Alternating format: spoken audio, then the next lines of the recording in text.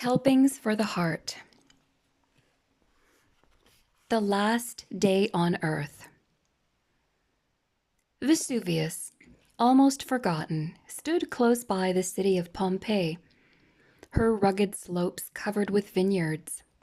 Scarcely anyone looked her way, and when they did, it was without a trace of apprehension. The morning dawned like any other summer day in this resort town for wealthy Romans. Little did anyone dream that the sleeping giant 5 miles away was about to blow her top. True, she had given warnings, but no one seemed to notice. It was lunchtime. Shopkeepers closed their doors for the long Latin lunch hour. A baker shoved 81 loaves of bread into his oven. A customer laid his money on a counter in a wine shop.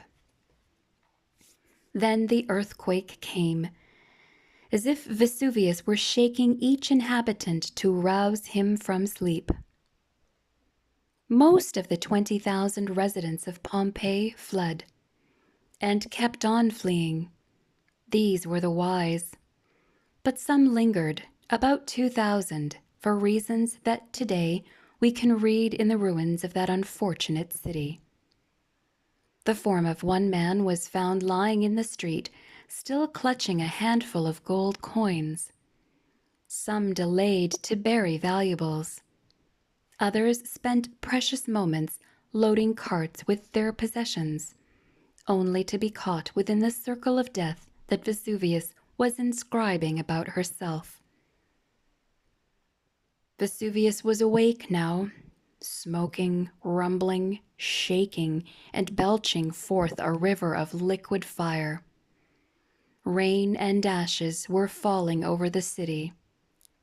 Those who fled through the fields tied pillows over their heads to protect them from falling rock that Vesuvius sent hurling through the skies. Lingering inhabitants breathed deadly sulfur fumes and dropped in their tracks, where they were encased with a mixture of rain and ashes, like a plaster cast.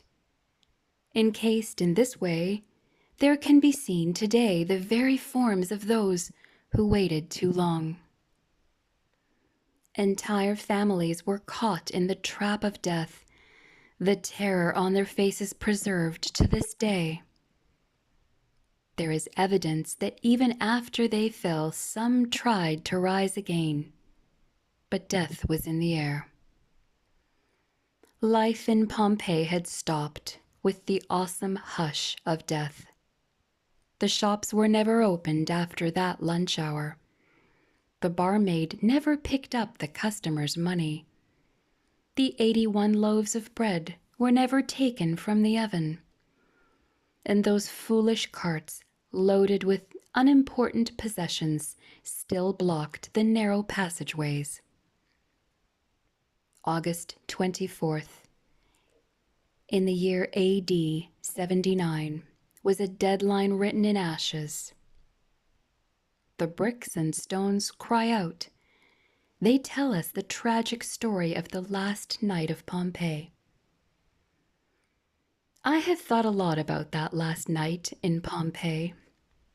God pleads most urgently with the human heart just before it is forever cut off.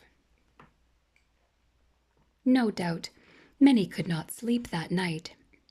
From all the evidence, one after another gave himself over to a night of abandon in order to escape the voice of the Spirit.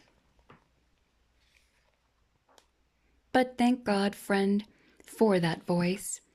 It is our only hope, the voice of conscience, the voice of conviction.